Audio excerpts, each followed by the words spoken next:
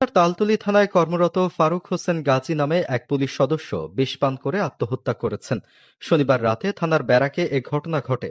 তিনি ঝালকাঠি জেলার রাজাপুর উপজেলার বাসিন্দা ছিলেন। পুলিশ সূত্রে জানা গেছে, শনিবার রাতে নাইট ডিউটি শেষে কনস্টেবল ফারুক হোসেন থানার ভেতর তার থাকার কোয়ার্টারে যান।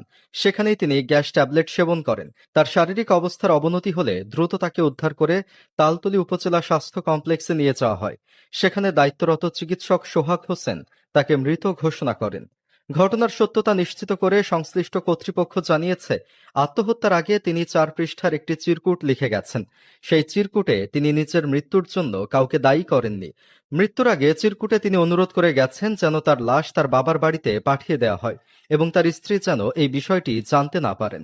জানা গেছে, কনস্টেবল ফারুক হোসেন গাজী প্রায় 1 মাস আগে পাথরঘাটা থানা থেকে বদলি হয়ে তালতলী থানায় যোগদান করেছিলেন। তার এই অকাল মৃত্যুতে তালতলী থানা পুলিশ সহ স্থানীয় মহলে শোকের ছায়া নেমে এসেছে।